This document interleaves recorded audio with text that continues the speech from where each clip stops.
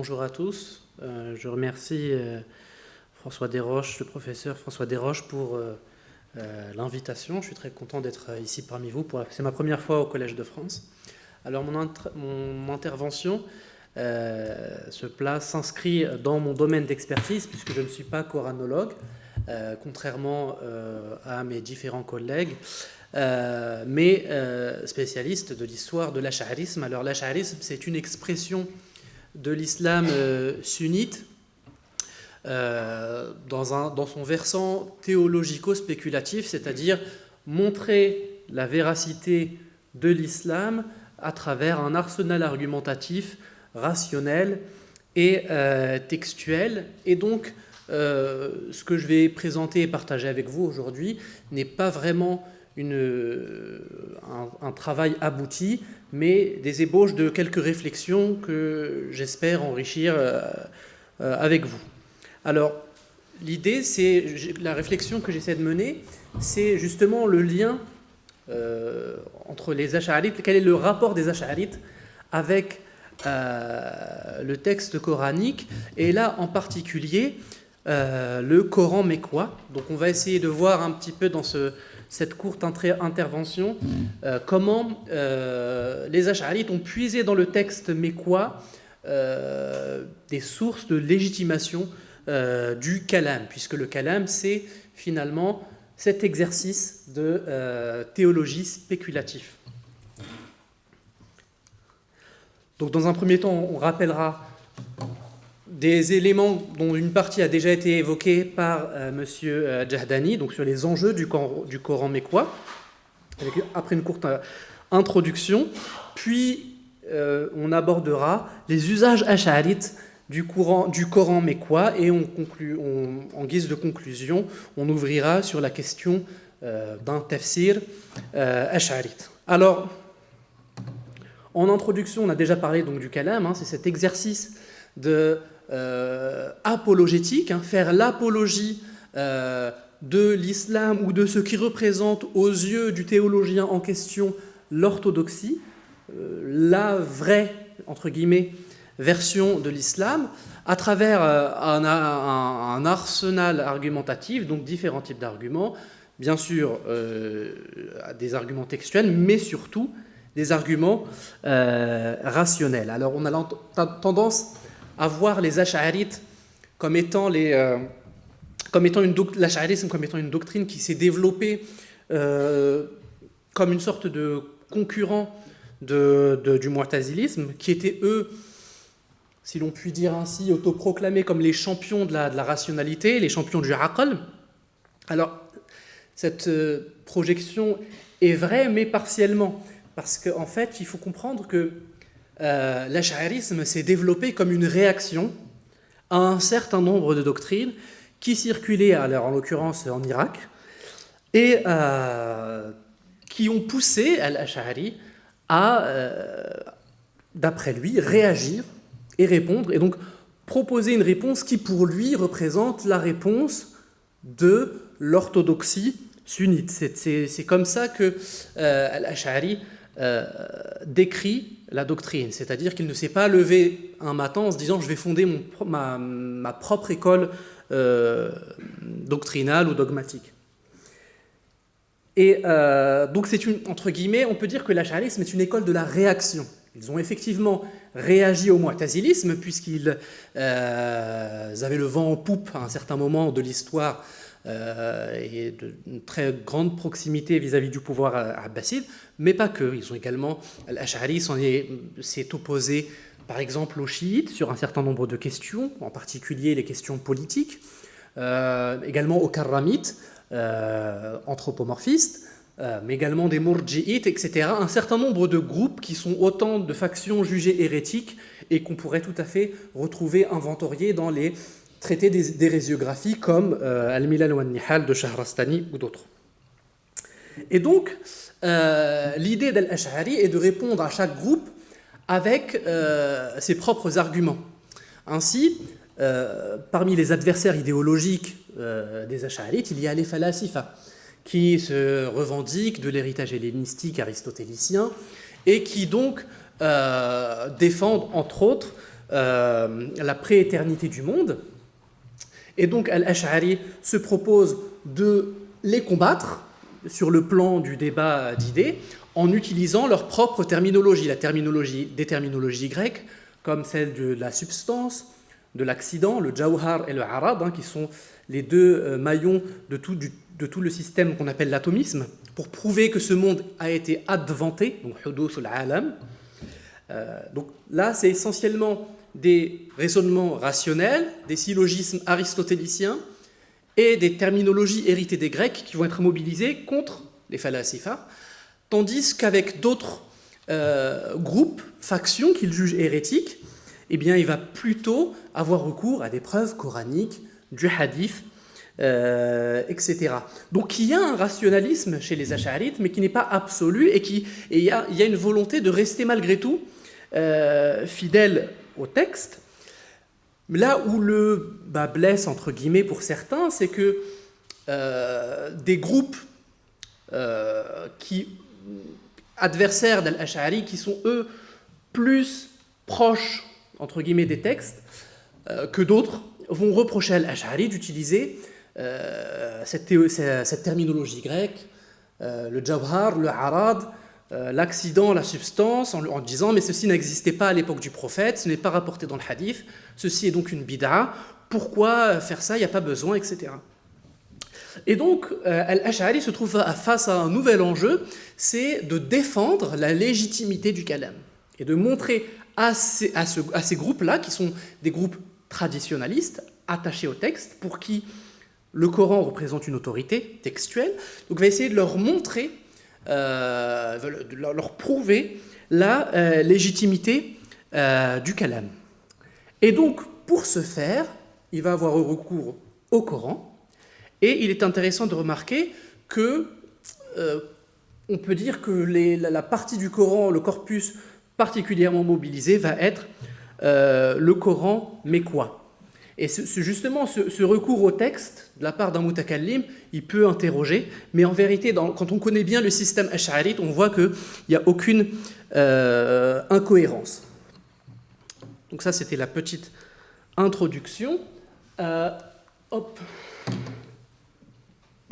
Alors, concernant les enjeux du Coran mécois, plusieurs éléments ont déjà été évoqués aujourd'hui, on va les rappeler assez rapidement. Comme vous le savez, quand on entend Makki, Madani, ce sont des référentiels spatiaux qui renvoient à des noms de lieux, mais qui renferment en eux aussi et également une charge temporelle.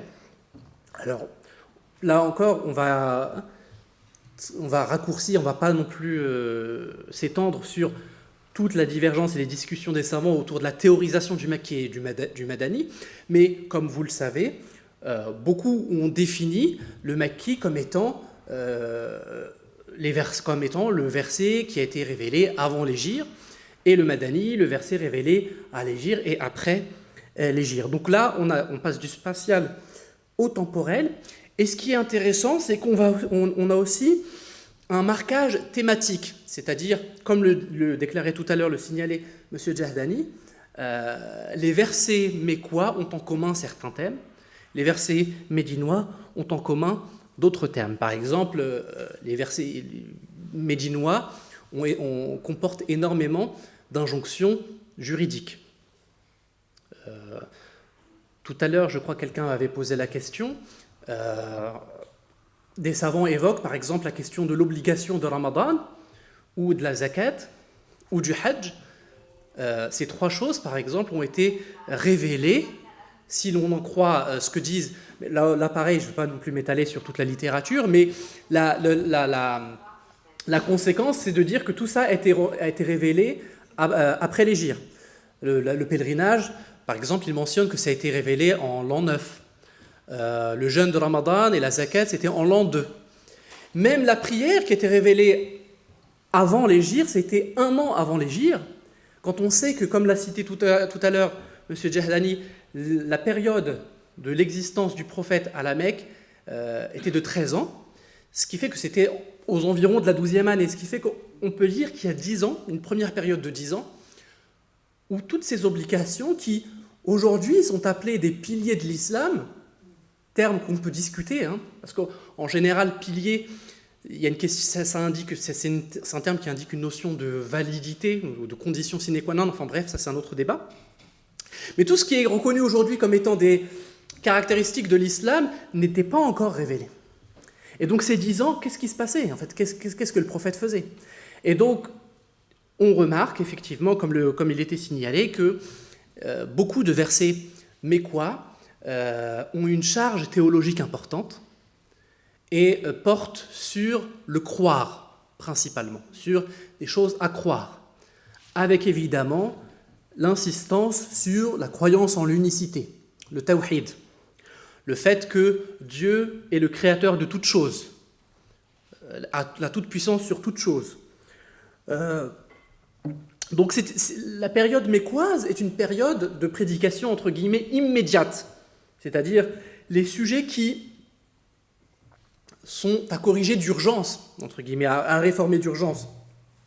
Et donc les premiers sujets de cette da'wa, de cet appel, c'est embrasser la croyance de l'islam et adhérer à ces grands articles de foi. Donc la croyance en l'unicité, abandonner l'association, délaisser certaines croyances de la jahiliya, la période dite de jahiliya, croire en la résurrection, etc.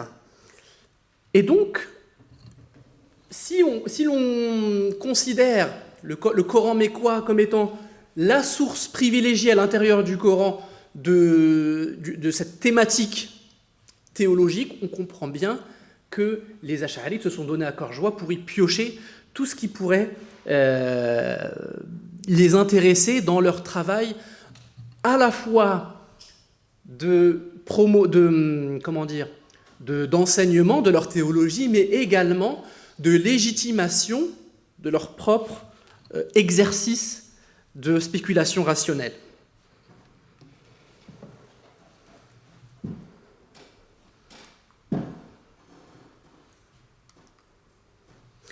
Alors, les usages ash'arites du Coran mécois, donc on va parler de ça.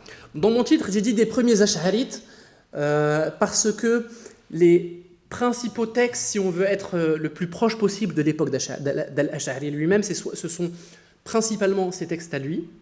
J'entends par là Al-Luma' ou la Risala Al-Hath ala al-Bahth.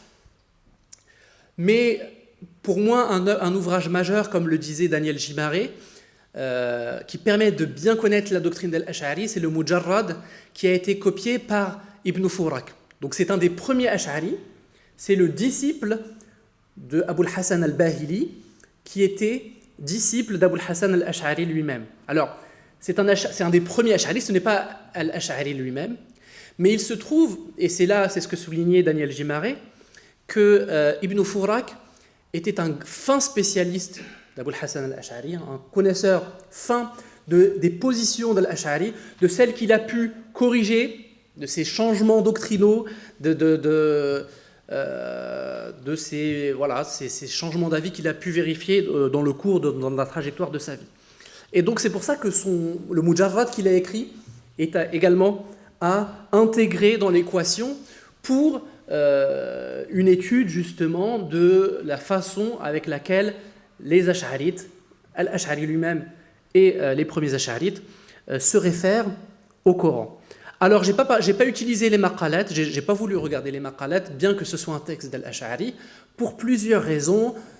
Parce que les maqalat appartiennent à la littérature de ce qu'on appelle la doxographie, c'est-à-dire un texte dans lequel Al-Ash'ari énumère les positions d'autres personnes. Ça veut dire qu'en d'autres termes, sa propre personnalité est effacée. En tant que narrateur, il rapporte les avis des autres, mais est en arrière-plan. Et donc, on ne voit pas énormément, tout le temps, systématiquement, sa doctrine. Donc, je ne l'ai pas mis, mais j'ai plutôt consulté le Luma', le Hath ala al-Bahth et le Mujarrad. Alors, dans ces trois ouvrages, comme j'ai dit, le Mujarrad est un traité écrit par Ibn Furak, donc un petit peu plus tardif, dans lequel celui-ci énumère des positions d'Al-Ash'ari sur différentes questions de la théologie. Et son avis sur ça était ça, et son avis sur ça était ça, etc. Là où, par exemple, Al-Luma' est un véritable traité de croyance, c'est-à-dire vraiment la profession de foi, Dieu a tel attribut, la preuve c'est ça, Dieu est un existant qui n'est pas un corps, qui n'est pas dans un endroit, etc. Et la preuve par la raison c'est ci, c'est ça, c'est ça. Alors que le hath ala al-bahth, c'est un texte qui est particulier parce que l'objectif est tout simplement de défendre ilm al-kalam. Donc l'objectif n'est pas le même et se distingue un petit peu des autres écrits. Alors comme j'ai dit, c'est une réflexion qui est en cours. Je n'ai pas fini mon analyse quantitative, mais on remarque déjà que dans tout le Mujarrad, 73% des versets coraniques sont mekki, donc font partie du Coran mécois. De ma lecture que j'ai fait, d'une première lecture effectuée du Hath ala al-Bahth, c'est 100%. Il reste Al-Luma', j'ai pas encore fini, mais pareil, on s'approche d'une écrasante majorité de versets mécois. Alors, qu'est-ce que ça dit ? En fait, on peut distinguer, entre guillemets, deux catégories de référencement.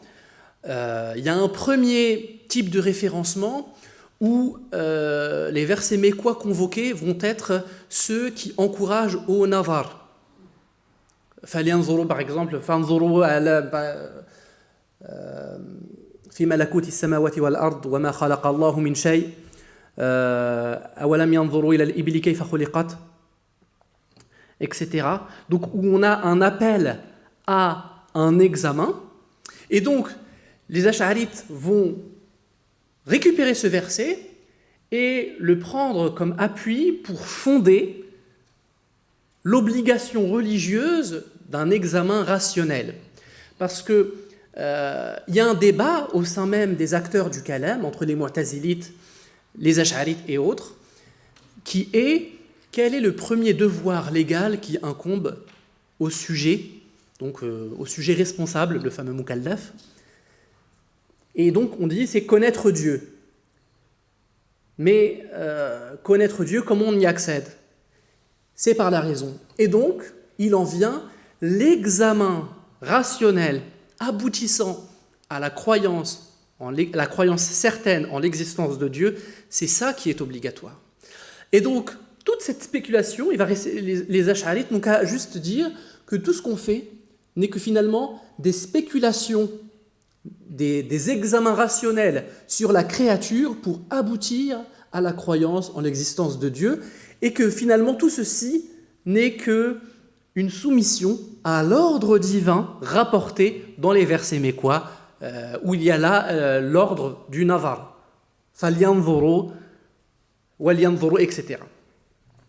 Donc ça c'est une première catégorie de référencement. La deuxième catégorie, pareil, ça va être une façon un peu détournée, où ils vont prendre des exemples de prophètes. Par exemple, le récit de Abraham, la uhibbul afilin, où il établit un raisonnement et une hiérarchie entre le soleil et la lune, établissant que tous ces astres ne méritent pas d'être adorés, pour arriver à la conclusion que seul Dieu mérite d'être adoré. Eh bien, les ash'arites vont récupérer ce verset et vont, entre guillemets, tricoter autour pour prouver que finalement, c'est la fondation même du raisonnement ash'ari tel que développé chez eux, aboutissant à l'existence de Dieu et à sa transcendance divine. En disant, vous voyez, Abraham, s'il n'a pas cru en la divinité du soleil, c'est parce que le soleil est un corps qui a une limite, une forme ronde, et donc il a ce corps rond, circulaire, nécessite qui lui a donné cette limite, cette circonférence, et celui qui a un besoin, celui qui est muftaqir, ne mérite pas d'être adoré, donc le soleil ne mérite pas d'être adoré, n'est pas Dieu. Et donc l'idée, cette fois-ci, ce n'est pas de prouver une chose qui est attestée dans le Coran simplement, mais de dire ce qu'on fait, nous, les prophètes le faisaient, comme c'est attesté dans le Coran. Et c'est intéressant parce que l'exemple de Abraham, comme c'est un prophète qui existait avant le prophète Mohammed, il s'agit ici pour les Ash'arites non pas de dire que cet exercice rationnel a été fait pas uniquement par le prophète Mohammed, mais par l'ensemble des prophètes. Et donc, d'en faire, en fait, un incontournable de la prédication religieuse. C'est bien, c'est fini ? Ok. Enfin, d'autres versets, le verset sur Ibrahim, c'est Surat Al-An'am, 76. Un autre type de référencement est dans Surat Yassine, c'est sur le raisonnement au sujet de la résurrection. Puisque le Coran mécois s'adressait, entre autres, aux associateurs qui ne croyaient pas en la résurrection, et d'ailleurs il y avait deux groupes. Un groupe disant que Dieu a créé ce monde et va anéantir les gens, et un autre qui disait que Dieu ne les a pas anéantis. Et en fait, il y a plusieurs versets selon le groupe de personnes. Et par exemple, le groupe de personnes qui disait que Dieu a certes créé l'être humain, va l'anéantir, mais ne va pas le ressusciter, l'argumentation qui est citée dans Surat Yassine, Man yuhyi al-'idhama wa hiya ramim. C'est-à-dire, le squelette sera ressuscité par celui qui l'a fait vivre la première fois.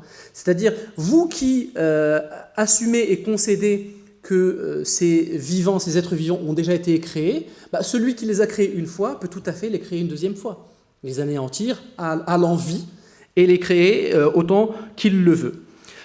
On pourrait amener pareil sur la création de l'acte humain, la théorie de l'acte humain, le fait que l'acte humain n'est pas créé par lui-même mais par Dieu, et comment les Ash'arites se réapproprient la signification du verset dans Surat Al-Waqi'a, c'est-à-dire un raisonnement rationnel à partir de l'éjaculation humaine, et que l'être humain n'a pas la main mise sur le devenir de sa semence, et il ne peut pas garantir que de sa semence il en viendra un bébé qui sera bien portant, et de la même manière il n'est pas créateur de son acte. Ça je le dis comme ça pêle-mêle. Donc on a à chaque fois c'est quasi systématique, dès qu'il y a un retour au Coran, il s'agit de versets mécois. Et soit ces versets sont pris comme argument en tant que tels, soit il s'agit de montrer que la pratique même du kalam qui était exercée telle qu'exercée par les Ash'arites n'était finalement pas une bid'a, une innovation. Donc on a vu ces usages spécifiques. La question qu'on peut se poser, c'est autour de la littérature du tafsir.